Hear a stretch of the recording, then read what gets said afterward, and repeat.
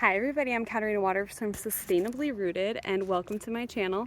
I am going over tomatoes today, and before we get started I just want to say thank you for watching.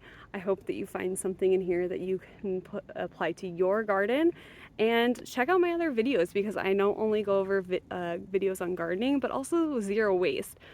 What is zero waste? Well, check out the video so you can find out. Click that like and subscribe button because my main mission and goal is to make sustainable living as easy as possible. I'm a full-time teacher, mom of 2 kids, so my time is limited. Obviously in the summertime I'm really enjoying it, and that's one of the reasons I garden and love gardening, but it is possible to do it. You can start big, you can start small. As you can see, I have a pretty decent sized garden, but it doesn't have to be that for you. You can always start small with just 1 tomato plant, for example. So let's go ahead and get started. We are in my garden and I'm going to go over some different things about tomatoes, just what I'm growing, how I'm growing it, some different tips and fails and tricks that I have experienced, and then we'll get into just what to do with them. So let's get started. So here's what I'm growing. That beauty that you saw at the beginning, oh my goodness, it is so gorgeous. Like, look at those. These are called purple strawberry, and I honestly haven't had one yet, and they're in my kitchen ripening, and I'm so excited. They are, I believe, a slicer tomato, maybe even like kind of a grape tomato, and yeah, they start out with this like greeny color, and then they get a little bit more green, and then they start turning pink, and oh, I'm excited. All right, I've got 7 different varieties of tomatoes. This one is tipping over, so I need to restake it, but this is called Geronimo F1. It is a beefsteak tomato. This one is called Purple Rain. I don't know if I have any, just kind of should have done this before my video, but oh, there's one down there, but it's not purple yet. So there you go, Purple Rain. It is like a slicer tomato.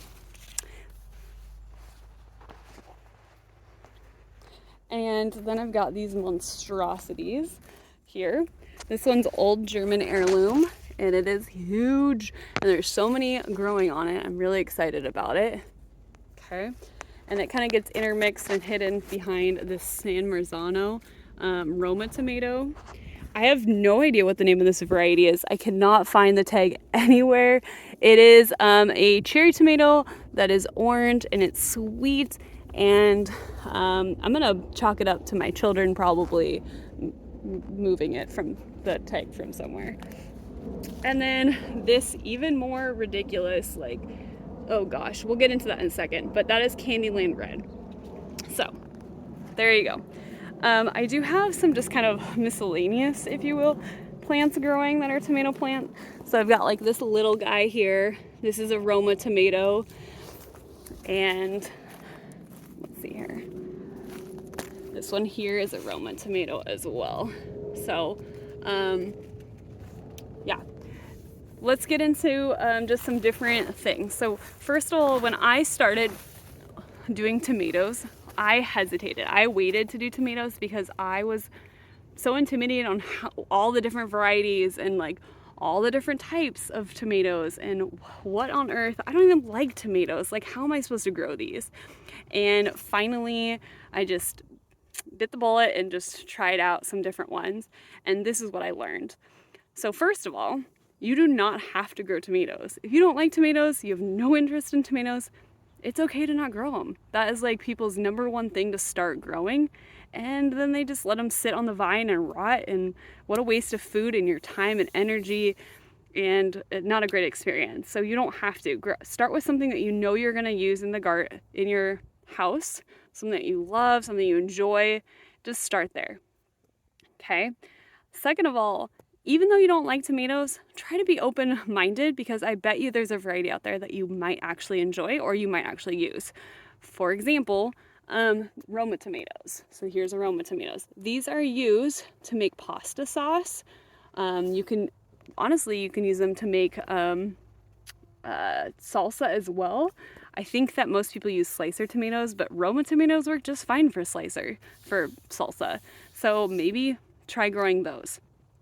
The other thing that I've really learned is that you don't have to grow just one, or you can only grow just one. Everything is self-seeding or self-pollinating, which we'll get into a little bit.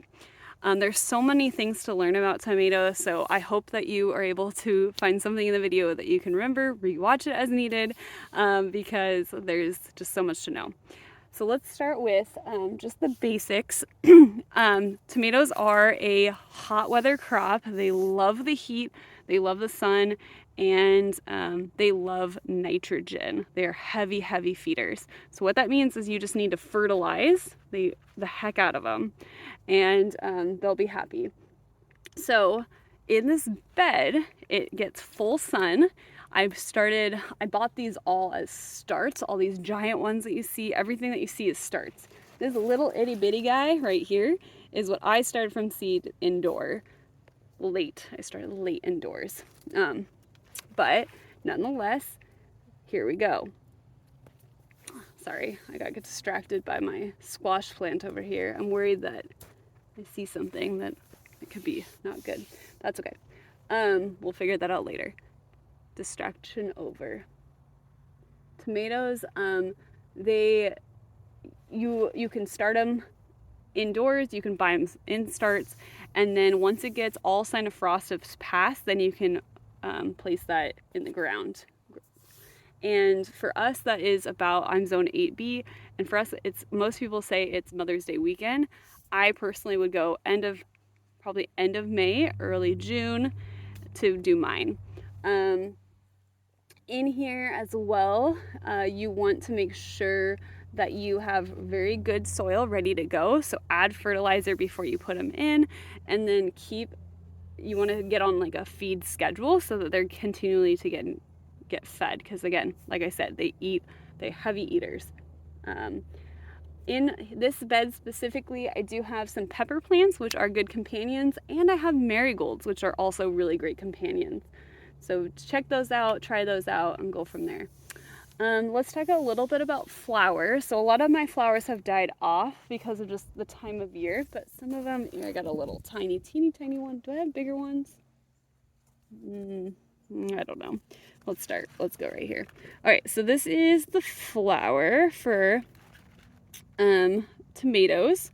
And everything that, unlike zucchini and squash plants, everything they need is right there in that flower. So in the center is kind of like the female, and the outside is kind of like the male. And so just a quick shake of a plant or a bee stopping by is going to pollinate that plant.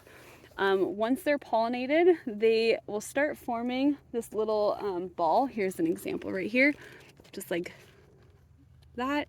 And they'll have this flower at the end. And then it will start growing and growing and growing. Here's some other kind of examples, if you will. I see some up here that are better examples. So here's a great one. So here is flower. Here is, excuse me, inside of that flower, you can see there's a tomato starting to form. So there you go.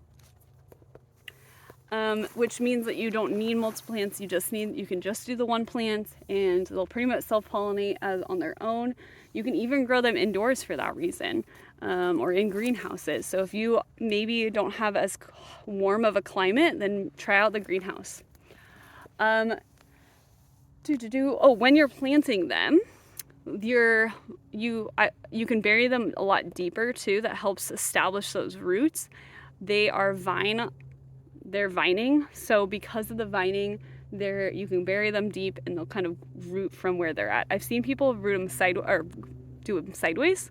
If that's you and you just really, I don't know, like really enjoy it, or you've tried it and it failed, like put it in the comments. I want to hear about this sideways tomato growing process. Like, do you swear by it? I don't know. I planted it just normal. So there you go. Now let's talk about just overall care. When they start kind of going like this, getting a little bit smaller, you can do what's called single stemming.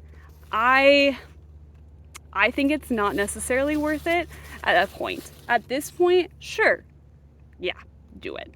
It's hard to see, but there is a little tiny, oops, plant right there, just kind of on the armpit, if you will, of the plant. And all you need to do is just get rid of that. Yep, done. So now you're making one stem. If you don't get rid of it, what happens is it starts growing and it will look more like this. And then that will be kind of its own plant, if you will. It's like making a second plant. So to keep the nutrients kind of in the main stem, to keep it from going really wild, you can just break that off. You can also cut them off with scissors, but I am unprepared apparently, so there you go. Now, what I did, and we'll get into pests here in a second, is I also cut off some of these so you have a couple others. So you've got this piece stem here that's going to grow the fruit, and you have this piece here that has all the leaves and is getting all the nutrients. And a lot of what I do is I remove a lot of these lower branches, especially if they're touching the ground, and it allows me to not only stake them up, but it allows me all the nutrients to get there. So as you can see, there's a lot of these stems here at the bottom, so I'm going to get rid of those. In my mind, in this case, I can just break them off because it's young enough. But there you go. So then it keeps all those nutrients kind of up here, and I can stake it really easily. There you go. Which we'll get into staking later. The other reason you might want to remove leaves is to keep air circulation. So one of the common pests is white flies, and they quickly can get out of control because you might not see it. To avoid that, just creating that airflow in the middle is going to be ideal. I'm just going to go over this very briefly, and we'll kind of go from there.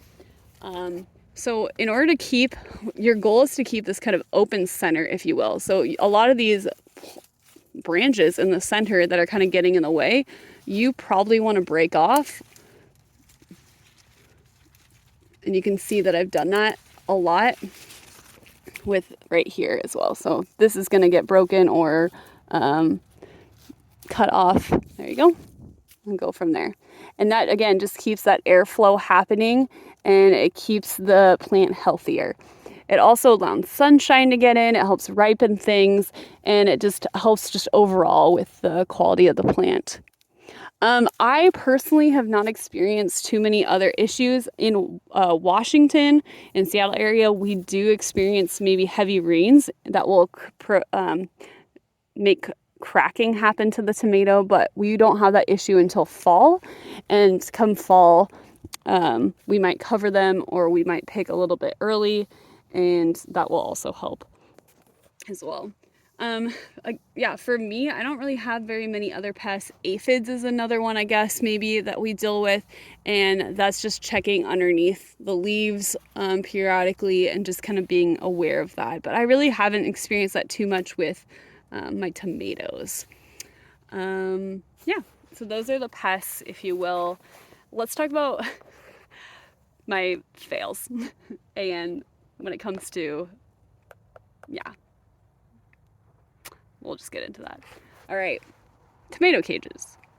Tomato cages are not always meant for tomatoes. I will not be using tomato cages again for tomatoes. I think next year I'm going to either do a Georgia weave, or I'm going to put up like some kind of hoops and use like kind of pull them all the way up, because these are 6-foot tomatoes that have been in like these 3-foot cages, if you will, and has now like this is over. It's just, you can kind of see it, like it just meh. So here is that German tomato. Look at that. If it was actually standing up, it would be 6 feet tall. It is so much bigger, but yet it can't, like, it's just dangling about. And I'm very scared that branches are going to start breaking off. For some reason, this San Marzano is doing really good. Now, one way to avoid this is there are 2 types of tomatoes, indeterminate and determinate. Determinate means at a determined point, it will stop growing.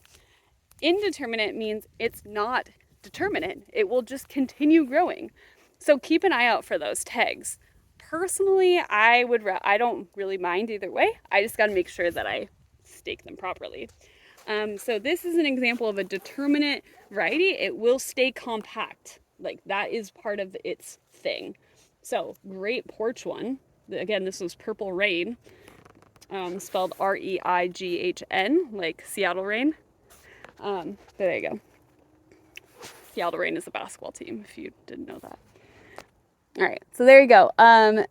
So these are more, this one right here is determinate, where these ones are indeterminate. They've gone berserk, bonkers. Okay, so those are just general basics that you want to know about. Please make sure you stake responsibly so you don't get them crazy. Let's talk about what to do when they start to ripen and what to do with them afterwards. So once they ripen, you can kind of see, if you look in here, you're going to see some reds and some oranges. Another reason to keep the inside clear, which I really tried to do on this one, but it quickly got out of hand. The other reason I think that this is honestly loaded is because I did remove a lot of those extra branches, and it could focus its energy on the fruit production and not necessarily on just keeping all the leaves. So right here is a tomato. I'm just going to pick it off. Yes, it's not quite ready to go. I'm going to put this on my counter and then it will be ready to go. And these ones I can pop in my mouth and call it good.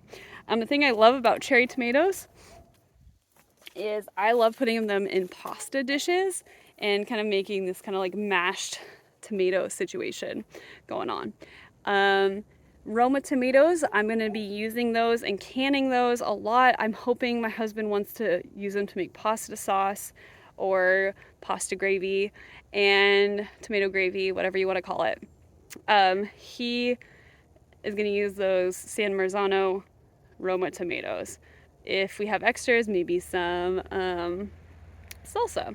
The slicer tomatoes are great on sandwiches, great on avocado toast, great on like cutting them up, dicing them up and putting them on maybe your eggs in the morning. We're vegan, so ours would be on like a tofu scramble or a potato hash, if you will. It could be for a fresh salsa. And I'm really excited for the old German ones. They are supposed to be really good, but I'm just excited to see like what those look like. Of course, you can put them on burgers and things like that. And yeah, tomato salad, not a fan, but you could be. So there you go. And yeah, I think that's pretty much all we would do with it. Canning, though, is definitely the thing that we will do. Fried green tomatoes is an option as well. You can always pop them off when they're still green and fry them up. We have not made them recently, but you can, I think it's like, you can toss them in cornstarch or and fry them with oil, salt and pepper, good to go. But put your recipes down below. What's the best way you eat tomatoes? And that is, hopefully you found something in here that you can apply to your garden. Yes, it's a long video because there's so much to learn about tomatoes. This is like the full length version. I apologize. Like and subscribe. Check out my other videos on zero waste, and have a wonderful rest of your summer if that's when you're watching, or hopefully you're planning for summer. Have a good day. Bye.